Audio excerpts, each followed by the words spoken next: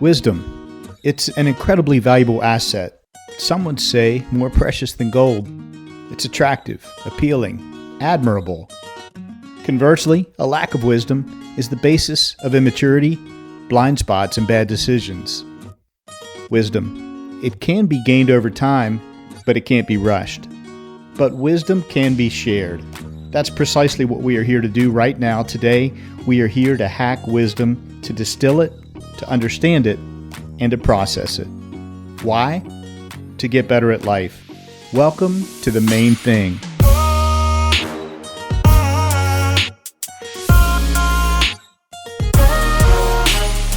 This is your new Wisdom Podcast. I'm your host, Skip Lineberg, and I've set out to interview the wisest people I know. We'll see what we can learn from each one when they're faced with an incredibly difficult, soul-piercing question. Good morning, and welcome to The Main Thing. My name is Chip VanAlsburg, and actually I'm filling in today for Skip Lineberg. Today's guest is Skip Lineberg. He's the CEO, Chief Creative Officer, Producer, Editor, Director, Copywriter, and Chief Bottle Washer of the acclaimed podcast, The Main Thing. Great to be here with you today, Skip. We met about, 25 years ago? Yeah. When I was with West Virginia Radio Corporation, and you were in the early years of the award-winning agency, Maple Creative. The Maple days, yeah. The Maple days. Yeah, it was... circa 2000, right? 99, 2000, 2001. Yeah. Yeah. When I reflect about the many personal and professional accomplishments in your life, I really land on one word: care. Skip, you have consistently shown how much you care about people, their well-being, and helping them to optimize their greatest potential. And I assure you this is not a paid endorsement. It can be verified by many people in our community. Well, Chip, I humbly accept your kind words. Thank you. We've been close friends for a long time, and we've seen each other go through the evolution of our career and our pursuit of knowledge. And transmuting that into wisdom that's going to benefit other people is just, it's a gift, right? It's a gift to be shared with other people. Absolutely. Over 6 years, you have interviewed 140 people to learn from the wisdom they have gained and how it changed their life. So I'm curious, why? Why did you start your podcast, and what inspired you to start it? And a follow-up, have your motivations driving it changed over time? Why I started this podcast, if I take it back to who I am and my kind of origin story, lived experience, when I was a young boy growing up, talking like under age 7, I was around a lot of elders, grandparents. My sitter, as we call the babysitter, was a lady in her 70s. As I got a little bit older, teachers, and I really gravitated to the older teachers. I have always loved engaging in deep conversation with people that are older and wiser than me. Mm-hmm. And, we could ask why, why would you be drawn to that? I'm not sure I fully understand that yet. It's something I'm holding as a question, but I think part of it was if I can learn something from them that might be an advantage, it could help me in life. It could help me avoid the kind of things we talk about in the intro: mistakes, blind spots, bad decisions, but also just the relationship aspect of hanging out with older, wiser people. I've always enjoyed that, still do to this day. June of 2019, I sat down at the desk right behind you, Chip, and I channeled the intro that you heard moments ago. Mm-hmm. Every word of that came through in one delivery. I feel like I didn't backspace once. That just poured through me. Didn't edit it. Yeah. Recorded it, sent it to Bob Hotchkiss. And Bob was like, "We've really got something here, buddy." Yeah, that sounds like the Holy Spirit just coming through you. Oh, yeah. No doubt about it. No doubt about it. That's how I started doing this. And that's how we got to the point where we are today. One of the things that I love in hearing people's stories is how they are able to so beautifully articulate their story. Where it's clean, short, easy to digest and understand. And one of the things that I hear you saying is that you've had a constant, insatiable appetite, this thirst for knowledge for a long time, right? Since you were a little kid. Everything continues to evolve and change. And that's an amazing experience to be able to interview and hone your craft in such a way that you're able to take those nuggets of wisdom and deliver that to your listeners so they can take those things and apply it to their life for their own growth, for their own realization, where there's improvement to be made in their life. Not a place where I'm not good enough, right? But from a place of, I can do this and I have this. Yeah.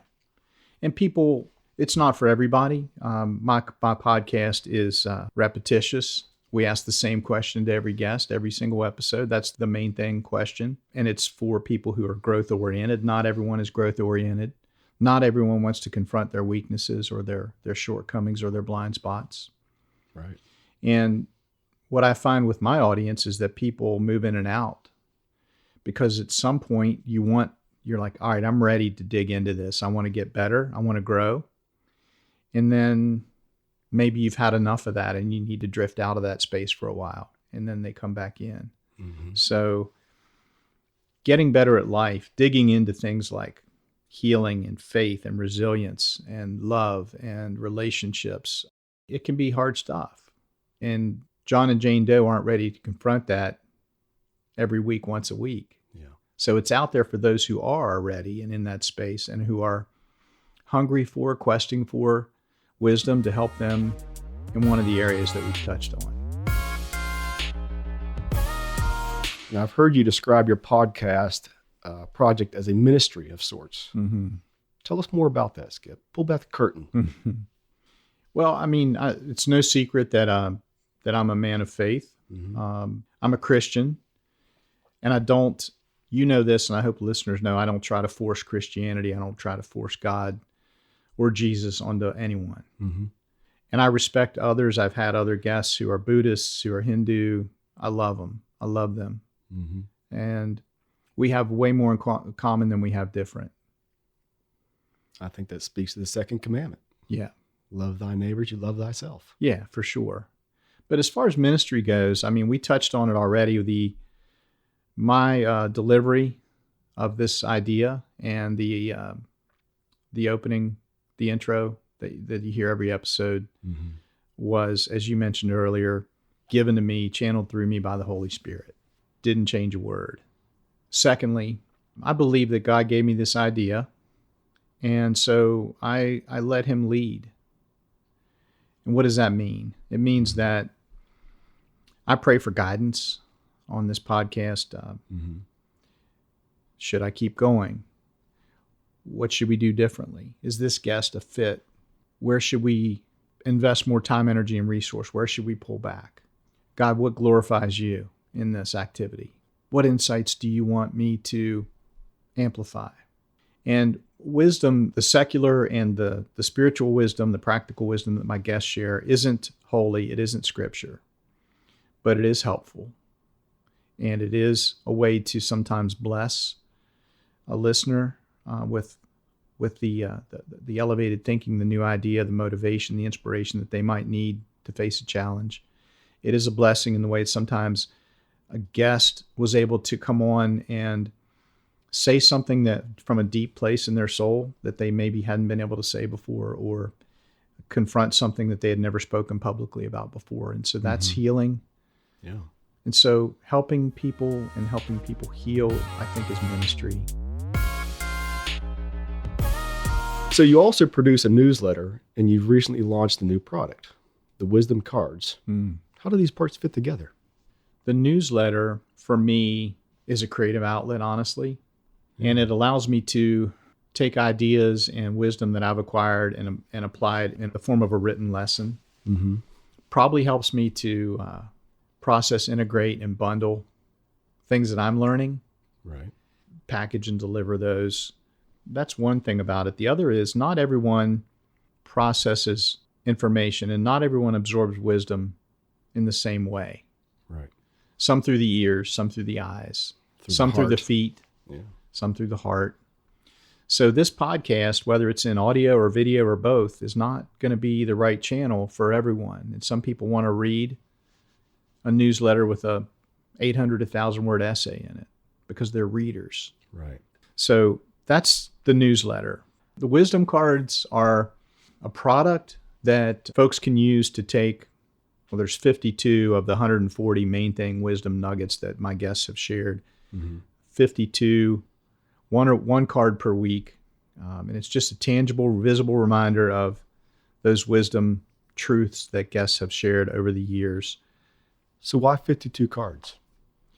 Well, I wanted there to be one per week, and I wanted to have a manageable number. 52 cards front and back is 26 cards. But how we got to 52 was we sorted the podcasts based on their popularity. Which ones were the most listened to? So which main thing wisdom nuggets were the most highly demanded or the most well-received, however you want to label it. So then we came up with 10 categories, and each of those has approximately 5 or 6 main thing wisdom nuggets in there. Seems like whatever they feel, they can be led to it in those 52 cards. For sure. Yeah. That's great. Yeah. One of my observations was you were using a word of the week. And I think it was, maybe it was episode 71. Your word of the week was effulgent. Yes. Which the meaning, do you know it offhand? You want me to read it? Go for it. Okay. Let's get it exactly right. Right, reading from your newsletter, of course. Shining brightly, radiant with light or brilliance. How does that speak to you? Mm-hmm. Like a disco ball. I love a disco ball. And the disco ball, of course, was the metaphor for the essay, the wisdom essay in that episode. Mm-hmm. But if we think more broadly about it, something that radiates light and is bright is something that might be radiating kindness, someone who might be bringing light and energy into our world. We know, we all meet those people. Some of us aspire to be those people. I find it energizing. I find it exciting, pleasant to be around people that are effulgent. That's profound. It really is. And we talked earlier off mic about light and love and how they're intertwined. Mm-hmm. And so if someone is effulgent and they're emanating light and energy and maybe perhaps even emanating love, that's a good vibration. That's a good vibration that I want to be around. Yeah. I don't think it's perhaps. I think it is. Okay. It is what it is, because light is love. Yeah. Wow. I suppose as host, I can do whatever I want. Yeah. So I'm going to tell a quick story. So whenever I hear disco ball, I always think about going to see Pink Floyd in Three River Stadium in 1992. Division bell. And in the middle of the field, this big ball opened up like a lotus flower. And this disco ball must have been 30 feet tall. Oh my gosh. And they hit it with spotlights from all around the stadium. So the entire interior of Three River Stadium became the disco ball, the light emanating. Yeah. Being effulgent. Yeah. Right? Wow. And I'll never forget that. So tell me, how do you hope your podcast impacts listeners, both in the moment and their lives long term? When people are ready for growth, when people are ready for a new perspective, inspiration, elevated thinking, reframing, different way to look at it, think about something, hearing essential truth. When they're ready for that, that's what we give them in a 25-minute package twice a month. And in that moment, the synchronicity might be that what they hear when they press play is exactly what they needed in that hour, in that day, in that week, in that season. Yeah. Or it might not be for them, but they say, that's a powerful idea that Skip's guest brought today. Yeah. And I'm going to share that with my brother-in-law, Bill, because I know he's wrestling with this right now. I'm going to share this with my nephew, Brody, because I know what he's been through. And we've talked about some things, and I'm going to forward this to him, and maybe it'll help him. Maybe it will bless him. Right. So those are the ways that I think that our podcast delivers value and helps people. I love what you said about, I'm going to share this with so-and-so because this is something that they need. And it's not a coincidence, right? It's really a synchronous moment where you are prompted to do something to help somebody else. Yeah. Often referred to as the butterfly effect.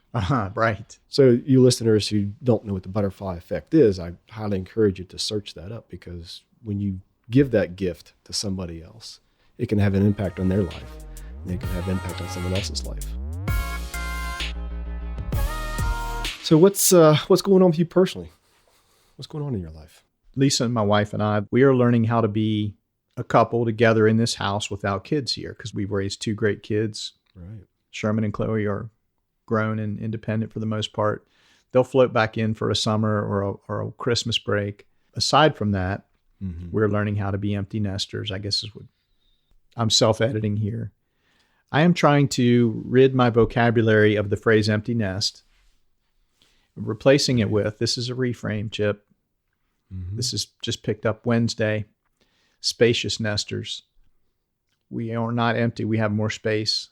We have a more spacious nest. So we are learning how to be spacious nesters. I like that. And it's different. That is reframing. Yeah, because empty implies loss. Right. Lack. It was full. Now it's empty. Yeah. Empty implies the opposite of effulgent. Right. Yeah. If something's empty, it's not probably filled with emanated light. Yeah, that's a pretty profound insight. I think we should solicit the internet to change that from empty nesters to Spacious nesters. Yeah. Last question. What's something about behind the scenes of your show that most listeners would be surprised to learn? A 15 to 25 minute episode involves 15 hours of work. Really? Yeah. From inviting a guest or responding to a guest's request to come on the show, researching, inviting, 25 emails back and forth, a couple introductory conversations before we record, calendaring all that stuff, setting up to record, and then editing, working with my producer, Bob, back and forth, getting the audio perfected. And so that requires time and effort. I guess the biggest thing that I would show you if I pull back the curtain, you'd be like, I don't want to do that because that looks hard and boring and laborious. Is taking this audio and converting it to a transcript, editing that, redlining stuff that we want to cut, sending that to Bob, getting a new audio file back, generating another transcript. I spend a lot of my life generating transcripts of an audio file that I upload into a software platform to generate a transcript that comes out as a text file, goes into the Mac, becomes a Pages file, has to be saved and exported as a Word document, attached and emailed to Bob. I would hope that I'm talking you right out of wanting to do a podcast. Well, it speaks to me personally because I'm getting ready to start my own and it's still taking shape. I did not know this. Newsflash. What? Tell us more about that. You just said, I'm getting ready to start my own. You're ignoring my advice. My dissuading story did not have its effect. So tell us about what you're about to launch. Give me the Post-it note summary. It's a story. The amazing story of life through my eyes and what I've experienced. And I've experienced a lot of joy and pain and suffering. I've experienced a lot of trauma. I've been brought to my knees countless times throughout my life, both emotionally, physically, mentally. And to combine that into a story that does something hopefully along the lines of what you do. Yeah. Is to take that and put that into a context where people say, I can use that in my life. I can use that to grow in a certain way. I can use that as a lesson from someone else that they've learned. Cool. And understand how to embody joy at this moment. Where to insert wisdom. Not just for my sake, but from the sake of others. So collectively, we are, as we pour into our cup and our cup overflows with these blessings into the saucer. Yes. Under the coffee cup. From that saucer, right? Our hands are cupped together, both looking at each other, right? From that saucer. Prepare to receive. Right, exactly. From that saucer, you give that love, you give that energy, you give that lesson, you take these things and you put them out there for other people to help them in their growth, to help them in their healing, to help them improve the quality of their lives. I've got a friend in New Mexico. I'm going to stay on his ranch for a while. Big medicine out there. You've got Indian cultures that were running around out there 10,000 years ago. Not big pharma. Not big pharma, no sir. Big medicine. Big medicine. Big earth medicine, right? Small pharma, big medicine. Small pharma. Yeah. When you think about going to a place to visit where, they've recently found footprints in the White Sands area of New Mexico that date back 10,000 years ago. In New Mexico, Arizona, Utah, and Colorado, right? There's just a lot of a lot of amazing things to be seen and done out there, and to get into that big country and have that auspicious moment at 4 o'clock in the morning, be inspired by something, walking outside and seeing the Milky Way as clearly as you can with 20/20 vision, getting grounded with the earth and getting grounded with what it means to be alive in this presence. I look forward to it. You're a gifted storyteller. And that's where I'm being led. Yeah. And it's been coming together for a lifetime, right? Yes. This has been God's plan for me. I knew from a very early age that I'm destined for great things. I used to think that was success in business. I thought that was egoic. Yeah. But the great destiny is really to understand I'm a child of God. Yeah. That I'm a product of creation. Mm-hmm. And my intent and purpose is to help other people see that. Yeah. And find the peace in that. Find the healing from the trauma, right? Right. To have that auspicious moment where you feel God's presence.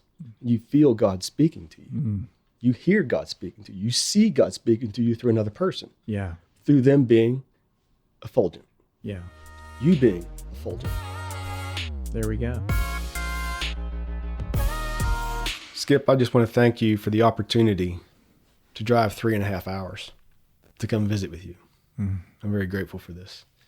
And my biggest takeaway in all this is that taking the knowledge and transmuting that into wisdom to benefit other people, to be sharing what was learned today or heard, having an impact on other people's lives, being effulgent, being the light in other people's lives. And I think it speaks to your mission. And it was an honor to be here with you today. Thank you for letting me be your host. And I've enjoyed it tremendously. Yeah, it's been a blessing. It's touched my soul. Amen. It's filled my heart with love and energy. Yeah. And it's just been a pleasure. Yeah. Likewise, my friend. I look forward to doing a follow-up. We'll do it. And I look forward to hearing your podcast. Thanks, Skip. So long for now. So long for now. Listeners, thank you. Have a blessed day. That goes by incredibly fast, doesn't it? Time flies when you're hacking wisdom. Thank you for listening to this wisdom conversation. Let's give a big hearty thank you to the crew of the Main Thing podcast. These are the folks who truly keep the wisdom pipeline flowing. Audio engineer Bob Hotchkiss, strategy advisor Andy Malinowski, public relations and partnerships guru Rachel Bell, social media and digital marketing expert Chloe Lineberg, graphic designer Emma Malinowski, and of course our patrons, those generous folks who provide monthly funding support to help underwrite our costs of production. I couldn't do it without you, nor would I want to. Your feedback matters a lot. If you have a question, a suggestion, maybe an idea, or even a nomination of a future show guest, I'd love to hear from you. Email me at info@themainthingpodcast.com. Well, that's a wrap for this show. I'm your host, Skip Lineberg, signing off for now and inviting you to join us again next time for another special delivery of wisdom.